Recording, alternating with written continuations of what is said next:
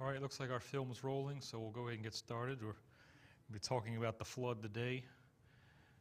That probably will occupy the whole time. We will look at Genesis chapter 6. We'll start with a word of prayer like we normally do. Father God, we're just grateful that you love us and hear our prayers. We are grateful that you promise never to destroy the world by flood again, because we know from the story that it is a very drastic thing that really changed the face of the earth forever. And we're just grateful that that we remain to this day, and there's opportunities to turn to you, and we are grateful that we in this room have turned to you and have received your grace. We're just grateful for that. And we just pray for the reading of your word today. Just give us understanding that we might walk in your ways. We say in Jesus' name. Okay, so the flood. We'll talk about the flood today. The flood narrative is Genesis 6, 7, 8, and a little bit into 9 is the life of Noah and the flood and all those things. I'm not going to read all of that. I am going to read Genesis chapter 6 to get us started, and I'll read excerpts of other pieces as we go along today. So let's, for the backdrop of that, let's go ahead and read Genesis 6. Starting in verse 1, we read this. And it came to pass when men began to multiply on the face of the earth, and daughters were born unto them, that the sons of God saw the daughters of men, that they were fair, and they took them wives of all which they chose. And the Lord said, My spirit shall not always strive with man, for that he also is flesh, yet his days shall be 120 years. There were giants in the earth in those days, and also after that, when the sons of God came in unto the daughters of men, and they bare children to them, the same became mighty men which were of old, men of renown. And God saw that the wickedness of man was great in the earth, and that every imagination of the thoughts of his heart was only evil continually. And it repented the Lord that he had made man on the earth, and it grieved him at his heart. And the Lord said, I will destroy man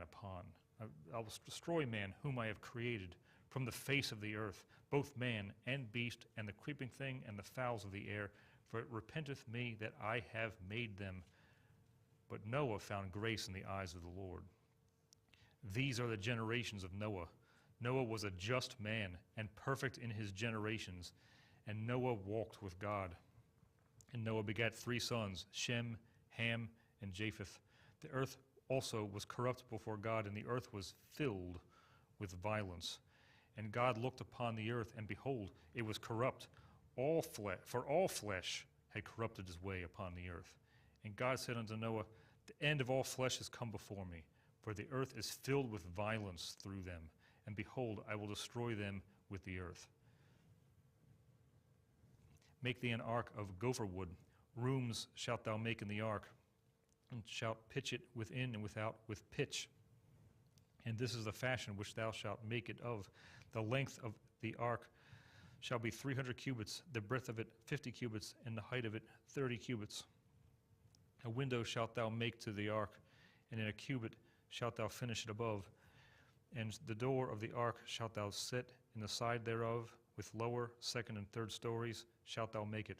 And behold, I, even I, do bring a flood of waters upon the earth to destroy all flesh, wherein is the breath of life from under heaven, and everything that is in the earth shall die. But with thee will I establish my covenant, and thou shalt come into the ark, thou and thy sons and thy wife and thy sons' wives with thee. And of every living thing of all flesh 2 of every sort shalt thou bring into the ark, to keep them alive with thee. They shall be male and female, of fowls after their kind, and of cattle after their kind, of every creeping thing of the earth after his kind. 2 of every sort shall come unto thee, to keep them alive. And take thou unto thee of all food that is eaten, and thou shalt gather it to thee, and it shall be for food for thee and for them. Thus did Noah, according to all that God commanded him, so did he. The word of the Lord. So, this flood, as we can see from this passage, it's a worldwide act of judgment from God. It destroyed everything but 8 people.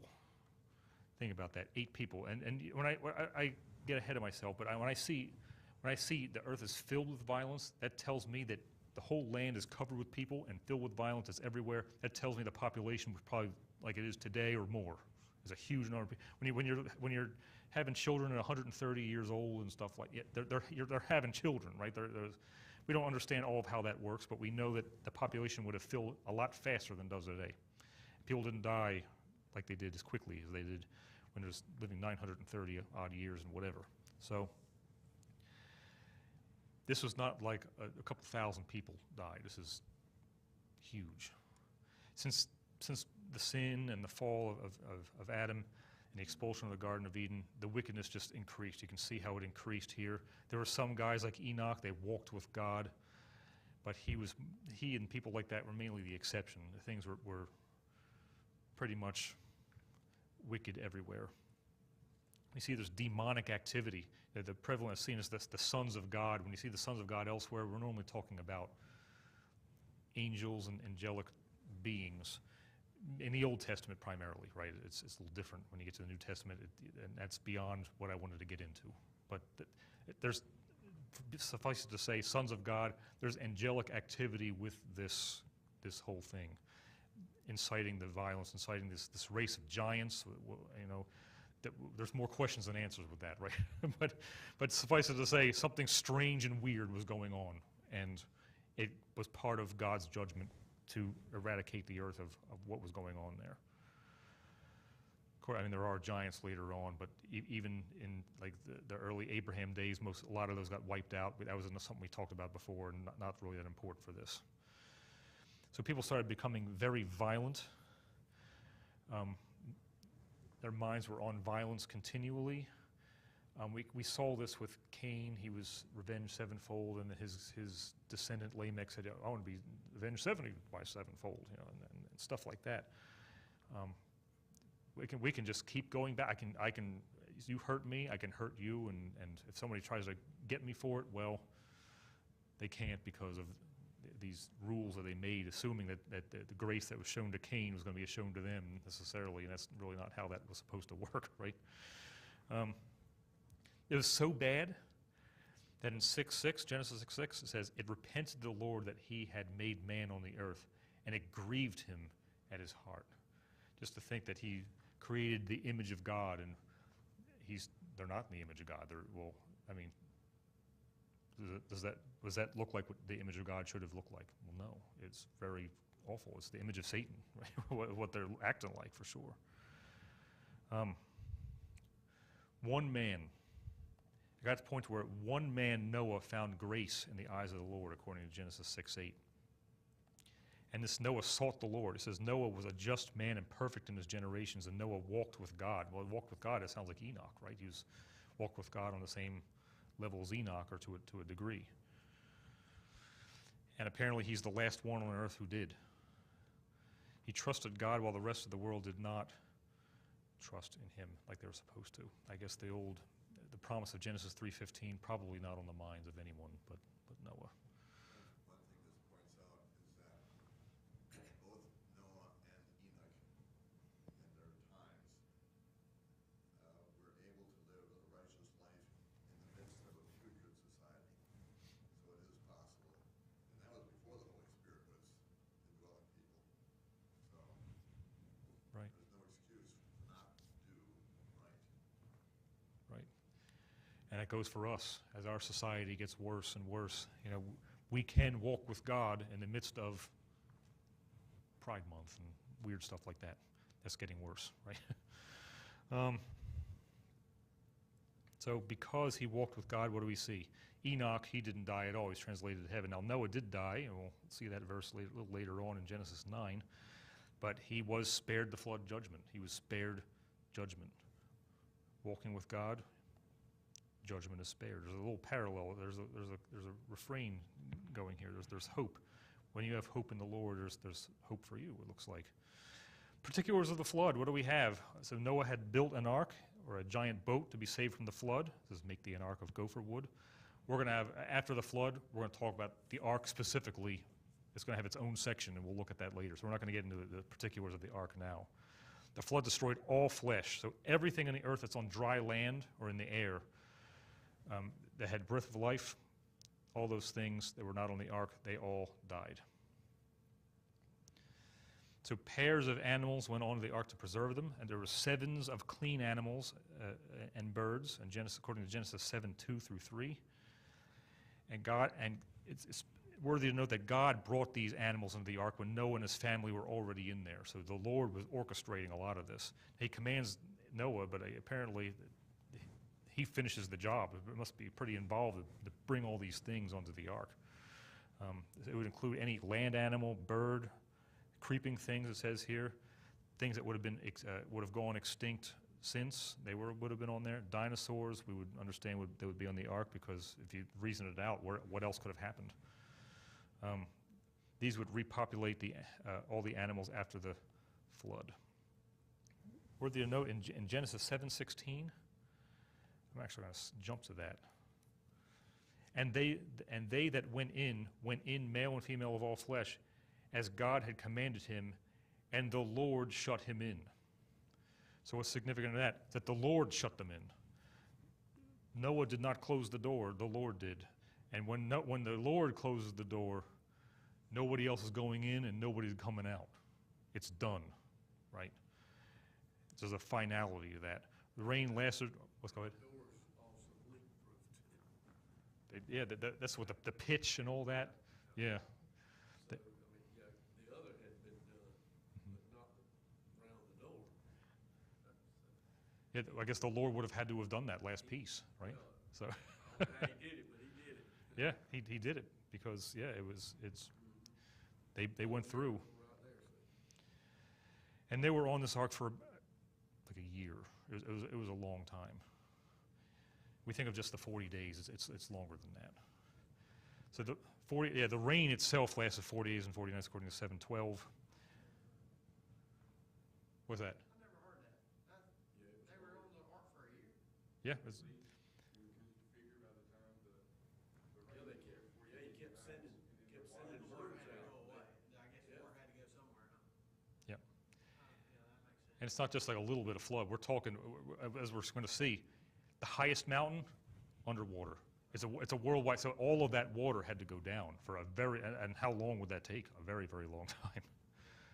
And it's not just rain. In 7:11, it talks about the fountains of waters under the earth also broke up. So the waters, it's not only spraying down, it's spraying up, and the earth is breaking apart into pieces as this is happening. This is extreme.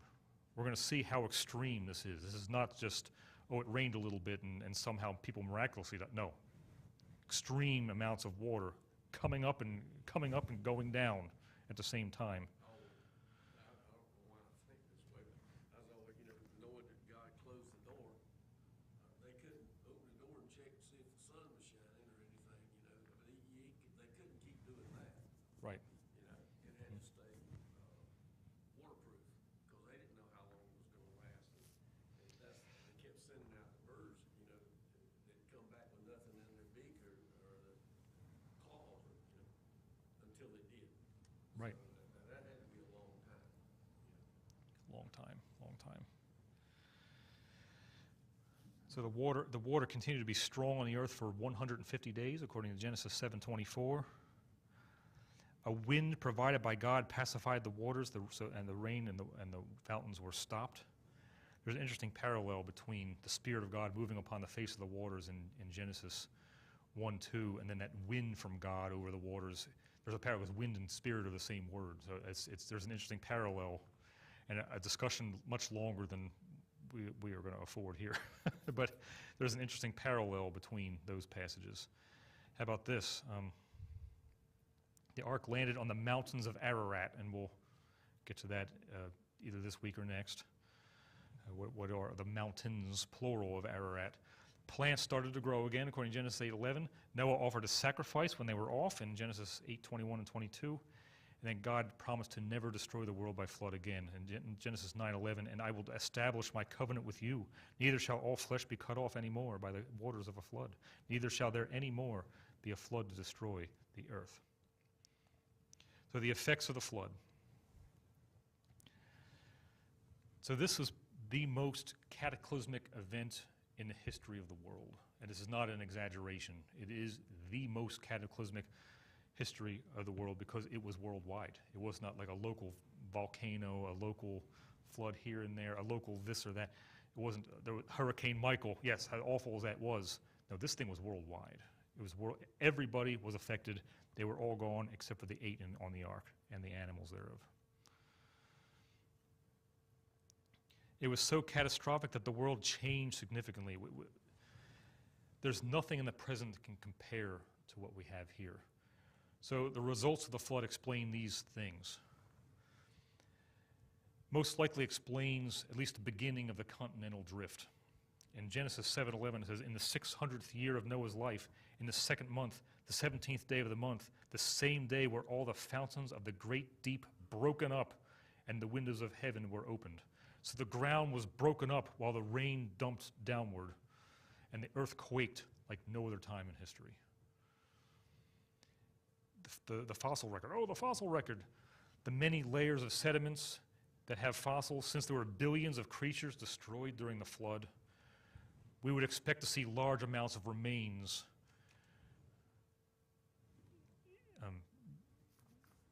Large amounts of remains. Rocks were rapidly laid down during this year-long deluge. Okay, so this is severe. And also, as we made an allusion to before, the ancient ages of the radiometric data, your carbon-14 and all that, this rock from Mount St. Helens in 1986, and a basalt from Mount Etna in 1964, and Hualalai in 1800, these volcanic eruptions and those sort of cataclysmic events, those things make things look like they're thousands to millions of years old if you'd run those tests on those things. But no, 1986 is not millions of years ago. 1800, 1964, they're not millions of years. These are recent history. This is new stuff. 1800 compared with the age of the Earth is recent history. But if you do those calculations, millions of years, they say. And so these volcanic eruptions make things look a lot older than they are, and most certainly with the flood, the same thing happened with this. Because with magma and those things under the earth, surely that was also a part of this as well. All the extreme seismic activity that would have been happening through there, yes. So you want to explain millions and millions of years. Well, it explains it looks older than it is because of the great cataclysm that happened in those times. Also after the flood, God sent his blessings after the flood in the Noahic covenant. So let's look at that. In Genesis 9, we read this. "And God blessed Noah and his sons, and said unto them, Be fruitful, and multiply, and replenish the earth. And the fear of you and the dread of you shall be upon every beast of the earth, and upon every fowl of the air, upon all that moveth upon the earth, and upon all the fishes of the sea. Into your hand are they delivered. Every moving thing that liveth shall be meat for you, even as the green herb that I have given you all things. But flesh with the life thereof, which is the blood thereof, shall ye not eat. And surely your blood of your lives will I require. At the hand of every beast will I require it, and at the hand of man, at the hand of every man's brother will I require the life of man. Whoso sheddeth man's blood, by man shall his blood be shed, for in the image of God made he man. And you, be ye fruitful, and multiply, bring forth abundantly in the earth, and multiply therein. And God spake unto Noah and to his sons with him, saying, And I, behold, I establish my covenant with you, and with your seed after you, and with every living creature that is with you, of the fowl, of the cattle, and of every beast of the earth with you, from all that go out of the ark to every beast of the earth, and I will establish my covenant with you, neither shall all flesh be cut off any more by the waters of a flood, neither shall there any more be a flood to destroy the earth. And God said, This is the token of a covenant which I make between me and you and every living creature that is with you for perpetual generations. I do set my bow in the cloud, and it shall be for a token of a covenant between me and the earth. And it shall come to pass, when I bring a cloud over the earth, that the bow shall be seen in the cloud. And I will remember my covenant which is between me and you and every living creature of all flesh. And the waters shall no more become a flood to destroy all flesh. And the bow shall be in the cloud, and I will look upon it, that I may remember the everlasting covenant between God and every living creature of all flesh that is upon the earth. And God said unto Noah, This is the token of the covenant which I have established between me and all flesh. that is upon the earth. The word of the Lord. And so some summary things about this. So God blessed humankind, and he made a covenant. What's that? I said, here it comes. Oh, God blessed humankind and made a covenant with them, known as the Noahic covenant. Here are some particulars. God showed compassion on humankind despite their sinfulness. Because of this, God instituted capital punishment for the murder of people. That was not a thing beforehand, but this was put in place to curb the violence that they saw in the antediluvian age. This would restrict that rampant violence. God maintained that animals are still under human authority, according to verse 2. Noah and his sons were to be fruitful and multiply and replenish the earth, just as was commanded to Adam in his day. Genesis 9:7. And God promised never to flood the earth again, and the rainbow is a sign of this covenant. And what month is this? Exactly, that's what I said. This was not planned this way. When did I write this? Months ago when I wrote this thing. So it just happened to fall on it. How appropriate. The audacity of humankind, that God showed this picture of grace to humankind, and people turn it around to throw it back in his face. Yes, sir. Yeah, I think that actually, it's probably appropriate because, it's a sign of judgment against them for using something like that. And so I think that just like the law, is actually pointing its finger at us by them using something like that to indicate that this is their sign, that it actually is a sign of judgment against them more than anything else, because it's not a sign of grace, it's actually a sign of judgment against homosexuality. Yeah. And LGBTQRSTUV, those guys. Exactly, yeah. Yeah, not planned. It was not planned, but here it is, isn't it? Yeah. There are no words. I want to say more about that, but I don't even know what to say. That even so, Lord, even so, he will not flood the earth again with water. Even if it's used spitefully in the way that it is, this rainbow, he will not flood the world again. Now, he will destroy it by fire at some time in the future, right? And